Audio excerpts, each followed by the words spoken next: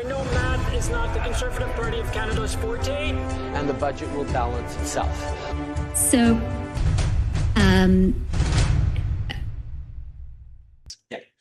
First off, thanks for taking my question. First, Let's talk, maybe going back a bit to affordability, like you were talking, looking at the carbon tax. I think a lot of voters and politicians kind of agree at this point, it's going to be an election issue whenever that comes around. We had Leader Poilievre here about 3 months ago talking about axing the tax. We had Trudeau here about a month and a half ago, obviously talking about it in favor. I think some voters are still a little unclear where you stand on that in terms of the carbon tax. If there was an NDP government come next election, what exactly would happen to that tax? sure, there's two pieces of that, so let me break it down. One, we said that our concern with the current approach is that the plan that the Liberals have put forward does not feel fair. It feels like the burden is put on working people and it's not being put on the biggest polluters. And so we want the emphasis to be on the big polluters. We want a plan that's fair for all Canadians and that makes life affordable and that does actually reduce our emissions. That's the plan that we want. So we'll be delivering our plan when we get close to the election. But that's some of the elements of the plan that we want workers to know about.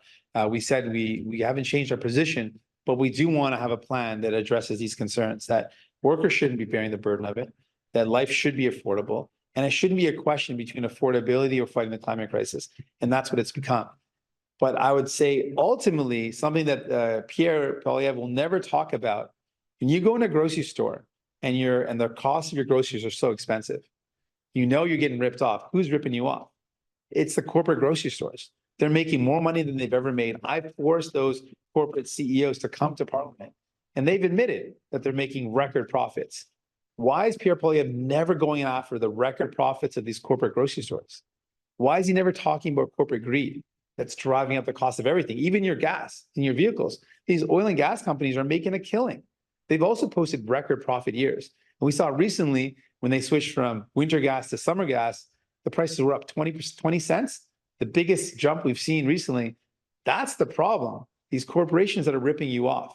The corporations that are ripping you off when it comes to your cell phone fees that you pay some of the highest in the world. If you got relatives or friends in America, ask them how much they pay. If you got friends in Europe, ask them how much they pay.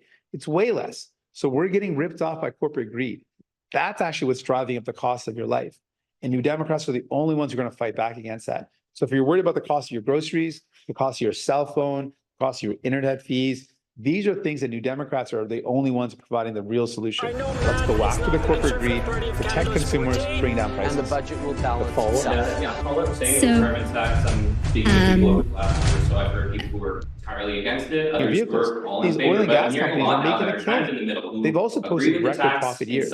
We saw recently when they switched from winter gas to summer gas, the prices were up 20 cents, the biggest jump we've seen. I know that it's not the Conservative Party of Canada's forte. And the budget will balance itself.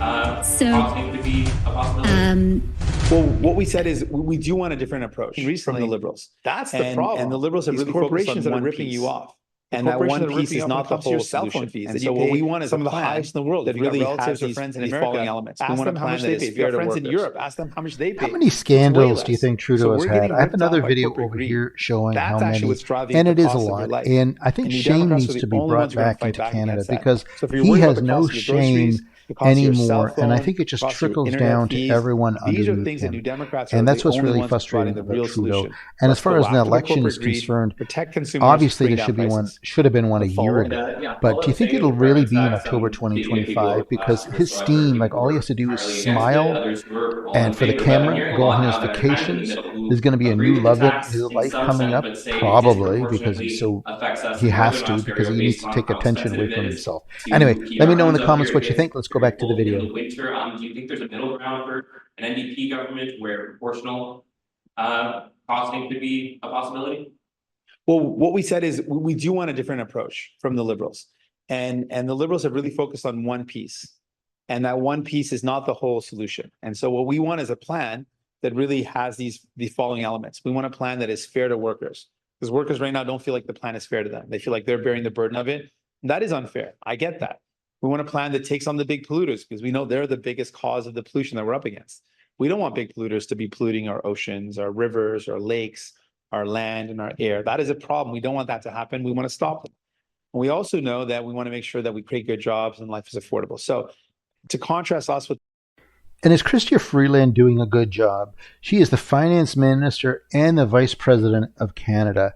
And she is the one that just looks like her head is just spinning when she talks. It's always like trying to drag it on, never answer a question. And maybe they should have this I thought they would always do this. When they ask a question, say, do you mind after you finish it, if you give me 5 seconds to say if you answered it or not for our listeners, because it is so frustrating. Everything is an infomercial with both of them.